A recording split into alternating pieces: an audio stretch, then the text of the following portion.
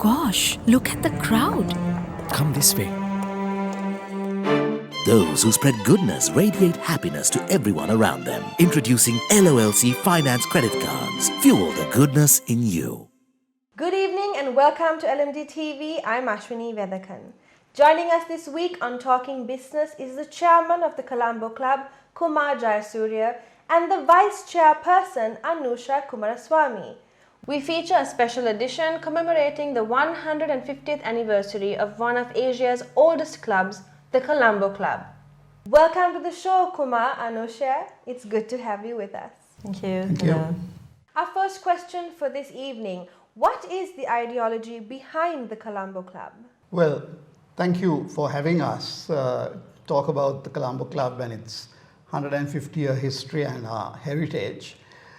To answer your question, the ideology of the Colombo Club stems from the fact that it's a very old, established organization, 150 years. And it was formed for the purpose of having the senior management of the then colonial administration have a place where they could conduct meetings, socialize, relax, and so forth. And I'm happy to say that that same ideology, that same theme has carried all the way through up to now. And we remain the kind of place where the same type of activity carries on even after 150 years has passed. Could you give us a brief overview of the Colombo Club's legacy? Sure. As I said, it was started by the British administration for the executives or managers of the then colonial administration to meet, greet, wine, dine, and so forth. It also supported the plantation community because the plantation managers who lived outside of Colombo, whenever they had to come to Colombo, there was a place that they could come to and conduct their meetings and socialize as well. And also there was residential accommodation at that point in time. So that was how the Colombo Club functioned at that time. But in addition to that, there were lots of celebrations of various events, be they something to do with the royal family or British heritage and so forth. So it was that kind of place where the administration had various activities, social gatherings and so forth. If they needed a place, I suppose the Colombo Club was the number one venue where I could have it. Now, in your view, how has the Colombo Club contributed to Sri Lanka's business landscape? As a club, we have meeting rooms which are private for any person who wants to reserve any space where you can be sure of your confidentiality. You have your restaurant, you have the bar. So the business community has the opportunity of having confidential meetings where they're sure of their privacy, and we do understand that a lot of the commercial sector's deals over the years have actually been negotiated and finalized on our premises. So that has continued where even today during the COVID times, we found that a lot of people still use our space and we're very keen on our club reopening again to be able to use this facility of having confidential discussions with partners within the company, with foreign visitors. So that's been, I think, one of the major contributors to the business community and its and also we try and make it relevant to members as much as possible. So we have bi-monthly we used to be a bi-monthly luncheon meetings where we had an eminent speaker coming and speaking on a subject of interest to our members. And often, the speakers were of such a high caliber and, much sought after that we had full houses, for example, whenever we had such people addressing members. So, yes, that was another way in which we kind of ensured that our members were brought up to speed with things that were going on in the business world or with the environment or with international affairs and so forth. And additionally, because there is a restaurant facility, there's a bar facility, members of the business community particularly, if they want to entertain overseas visitors or even business partners, there is a ready-made place where they can go and entertain people, have a meeting and then follow up with a drink. So all of that is, I think, there to support the business community in what it's doing. Now, what is the eligibility criteria to obtain membership? There's no real qualification per se. What we say is we'd like people of a good standing who would uphold the values and the culture of the club. And for that reason, we require preferably that any new member is nominated or sponsored by a member of the committee. But having said that, there could obviously be people who want to join, who don't know people on the general committee. And then they can be nominated by another member, but then we would require that the general committee actually interviews them to ensure that this probably one criteria is held, because we have members largely from the corporate sector, but it is open to the other sectors as well. And on that note, we'll be going in for a short break.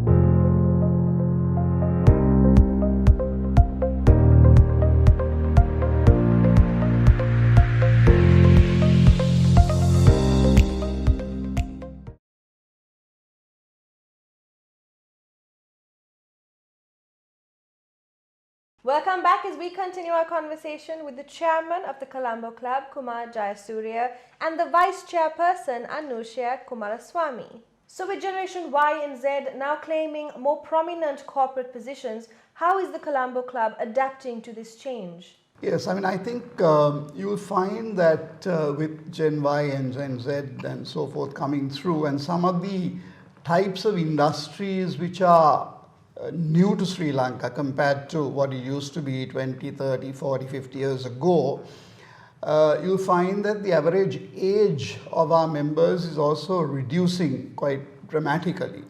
I mean, in the past, I remember one was sort of in their mid to late 40s by the time they became a member of the Colombo Club, by virtue of the fact that it took that long for someone to take up a very high senior position in a company, and it's only such people who had that kind of seniority in a company who would apply to membership of the Colombo Club. We find now that with this this phenomenon of younger people assuming greater responsibility, they naturally, because they're managing businesses and are sort of senior enough in their organizations, they tend to apply for membership of the Colombo Club at a much earlier age than maybe some of the people, some of our older members did. And so we cater to that, and I think it's a welcome change as far as the club is concerned to have younger members. If nothing else, they have a much longer period that they can be members of the club for, whereas, if someone joined when he was 40 or 50 years, then probably, they would have a lifespan of membership of about 20 years, whereas if you joined at 30, that period can be quite extended. So not only would they be members of the club, but they can also contribute to become office bearers of the club and so forth, having had that sort of seniority within the club, being early entrants in terms of their age to have joined the club. How is the Colombo Club celebrating its 150th anniversary? Well, in a very subdued way, in I think sympathetic consideration of the events that we're all familiar with. What the committee decided was that we wanted to mark the occasion, and we're publishing a coffee table book which narrates the history of the club as well as our heritage, but something which is kind of unique we thought we would introduce was to also include some narrative from other organizations, be they commercial organizations or associations or other clubs that were in existence from prior to 1900. So those organizations have also sent in their contributions. So this coffee table book is a collection of their stories as well as ours, and hopefully will make for very interesting reading. It's been handled by LMD, professionally done, and we'll have a collection of photographs of not only the club and its activities, but also of these other organizations that I talked about. So that's one main theme of our 150th anniversary. The other one is we decided that given the situation the country faced and some of the needs of the country at during the time of the pandemic, we decided that we would help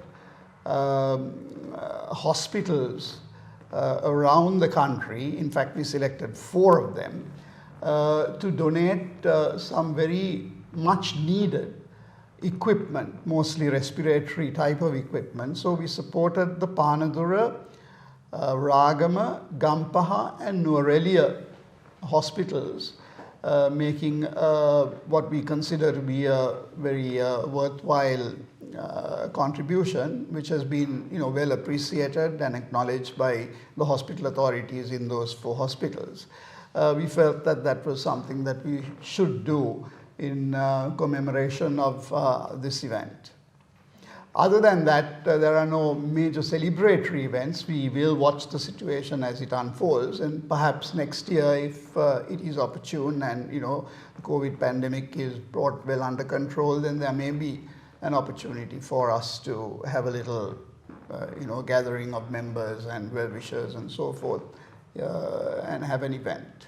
And would you like to share your thoughts on the forthcoming release of the club's commemorative coffee table book? That's been very fascinating, because while we're looking at the history of the club, and as Kumar mentioned, we've also got contributions from corporates, from local associations, also from international reciprocal clubs.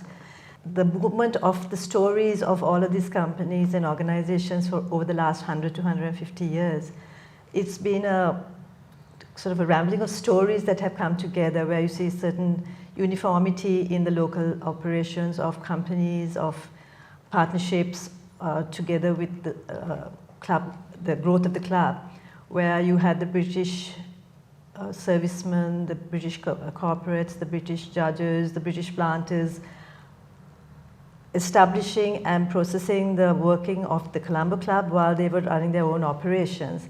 Then you had local companies, Sri Lankan people who started their own operations and built it all up. And you see the progression of the country's history, actually going through this, where as the country got back its independence from the British, the companies had, heads of companies were handing over to Sri Lankan chairman, and the Colombo Club itself in the 70s handed over its management, as it were, to the Sri Lankan members.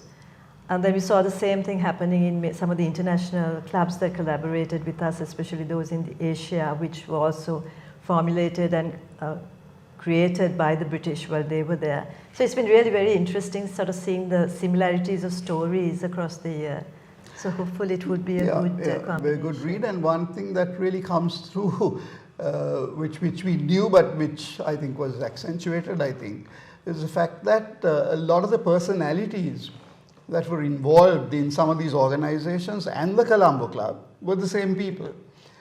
Senior people of most companies were members of the Colombo Club, and their names keep coming up. And if you just look at the list of chairmen and secretaries and life members and so forth, you pick a lot of fairly well-known names. Both British names as well as local names. Some really outstanding Sri Lankan business leaders have been both office bearers as well as members of the Colombo Club.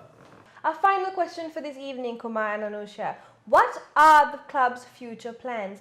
Is there a part of the club to play a role in unifying the business community in addressing the nation's burning issues? Yes, I think the overriding factor that we always try and bear in mind is that we have to hold fast to the ideas that we were founded for. And that's a big priority. And going forward, I feel that same attention to the aspect of having a quiet place where a busy executive or a manager can come and conduct a meeting or have a meal or relax or have a social engagement, that will continue to be the focus of what we will do, and we'll provide that warm, hospitable and environment in which our members can do all that. In addition to that, the concept of having meetings and today's meetings, as you know, with technology changing quite rapidly, most of the meetings now, we've actually equipped all our meeting rooms with proper audio-visual technology where someone can conduct hybrid meetings or video conferencing and stuff like that. So all our meeting rooms are now well equipped to handle that type of thing. So we have evolved with the modernity that perhaps was necessary to embrace. But going forward, we will still see Colombo Club to be relevant in providing our members that opportunity of socializing and carrying on what they have been doing over so many years in the same kind of way, but we'll probably adapt as we go along, as we have done in the past, to any changes that require to be done.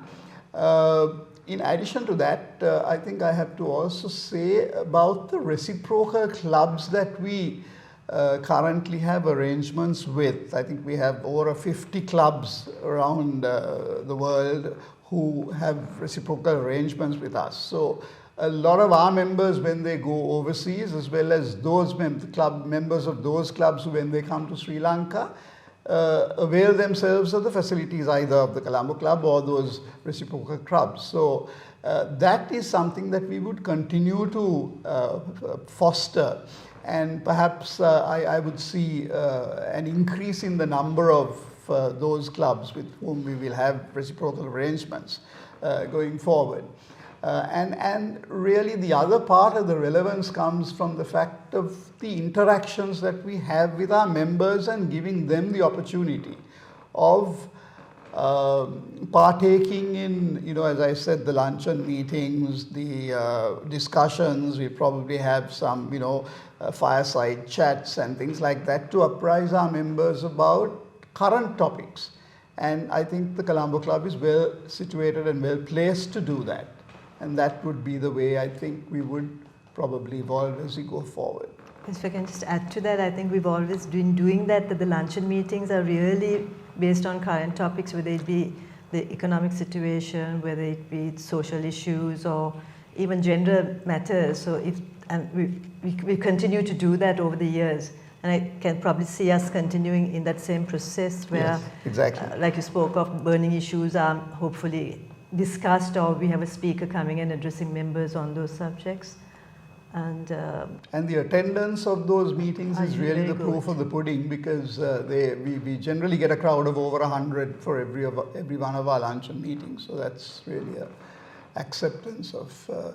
We also did a webinar recently because social gatherings are not allowed these days. So we had a webinar on the topic of which economic road should Sri Lanka take with very eminent panels, with a very eminent panel contributing. So that was also fairly well attended. So I think the members appreciate what the club is about. They feel quite pleased to be part of it. We see a number of people wanting to join the club. So yes, it is a place which we are very happy to be part of ourselves as office bearers. Anushya is the deputy chairperson. I'm the current chairman of the club. And yes, we are very happy to be associated with such a distinguished club. Well, this has been an interesting conversation. Thank you for the insightful look into the exclusive Colombo Club. Thank you for having us. Thank you very much, and thank you for having us describe about the Colombo Club. Coming up, we have the latest interview on BizWire. Stay tuned. You love the feeling of being renewed. To stay beautiful every single day. To breathe just like we do. Because you are truly delicate. Protecting the ones who've been with us through the years. With Sayalac Care, the only wood coating that truly protects you. Sayalac Wood Coatings from JAT. Welcome back. Joining us on BizWire is the head of fresh produce at Keel's Supermarkets, Mifra Ismail. The technical head of fresh produce at Keel's Supermarkets, Nirmal Hettiarachi. Welcome to the show. It's good to have you with us. Hello. Hello. Our first question for you this evening: how would you say Keel's is performing in terms of driving sustainable agricultural processes? I think we've done quite a bit over the past few years. We've been focusing primarily on post-harvest technology side and retaining the quality post-harvest. We've invested in our internal processes, we've invested in the collection centers and the distribution centers, and also in our chilled transport. In addition to that, we've encouraged our farmers to work on the GAP certification, which ensures that the good agricultural practices are in place. However, we actually stepped up our game over the past 2 years, where we started a program called the Keel's Govidari, which is a program focusing on over 400 farmers. And it's something that we are utilizing to ensure that we can reduce the utilization of water and pesticides, as well as moderating the use of fertilizer in the total farming process, and thus achieving sustainability. Are technological developments being leveraged by the local agriculture industry? It is, to a certain extent. The large-scale farmers, they do have the means to do it, because take the greenhouses, take the polymulch, whether it's the insect-proof nets, or even investments in drip irrigation. There is quite a bit of investment required, and for the smaller farmers that is sometimes beyond their reach, and that is the hindrance to more widespread adoption. So how does Keel's perform in terms of leveraging technology and innovation? Yeah, I think launching of Keel's Govidari is the point where we changed the game. So we were able to partner with government program, Ministry of Agriculture, as well as Smallholder Agribusiness Partnership Program, which is funded by IFAD, International Fund for Agriculture Development. So it has both loan and credit component. So we are able to enable technology enable to our farmers. So most of the time we observe that enabling technology will improve the quality as well as the productivity of farmers. So under this program, we are trying to establish water usage as well as reduction of pesticides and fertilizers, as well as improve the productivity. Let's talk about food security. How is your organization addressing the issue of food security? I'll take food security in two parts. I think food security on one side is the availability of food. The second thing is the access, or I would extend it to as much as affordability of food. I'll focus primarily on veg and fruit. On veg and fruit, there isn't much of a food security problem. I think apart from garlic and big onions, there isn't much that is imported to the country. Most of the produce is produced locally. However, once you move into affordability, and that is where some of the work that we are doing is going to help in increasing access, because the project that we are doing, like Nirmal stated, reduces the inputs required, be it fertilizers, be it pesticides, both are input costs, and also the water consumption as well. So through reduction of costs, and the second thing being the expansion of our collection centers. We've got 7 collection centers dotted around the country, and the fact that we're working directly with the farmers helps us, bring produce at the best possible prices to our customers at an affordable price. Now, would you say Sri Lanka has achieved adequate progress in terms of sustainable development? Yeah, well, actually we are on the right path, but there's a lot to do. So when I talk to farmers, we always say we are 20 years behind the race. So in terms of agriculture modernization, there are a lot to adapt and introduce to our farmers. So in our project, we introduce a most effective irrigation method, the drip irrigation systems, as well as insect-proof nets to control the damage of insects, as well as the fertigation. It reduces the fertilizer utilization, and also altogether ultimately that support to environmental sustainability as well. And also in terms of business sustainability, we support our farmers to think as agripreneurs, not as just like farmers. So we are conducting training on financial literacy as well as business development as well. So altogether, sustainable business units, sustainable livelihoods, and sustainable farming community. What are some of the key initiatives you have brought forward to ensure that the next generation takes accountability towards a sustainable agricultural drive in Sri Lanka? If you take the KEEL's Kobidiri program, we worked on 25 greenhouses, and we ensured that all 25 is operated by agripreneurs who are below the age of 40. Of the 400 farm families that we are working with, we've ensured that 40% of them are below the age of 40, thus ensuring that the youth are at the forefront in terms of all this new tech that's in place.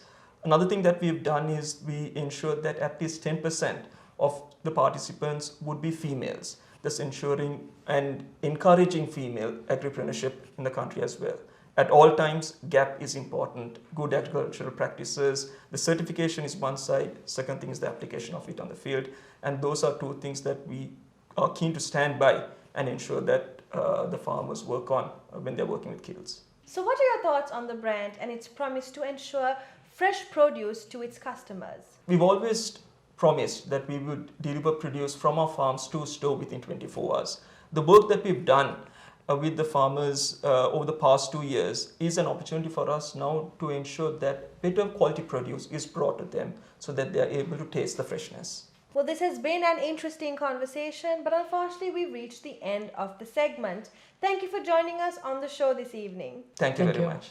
And that's all we have for you this week. Don't forget to subscribe to our YouTube channel and follow us on Facebook and Twitter. Thank you for watching and stay safe.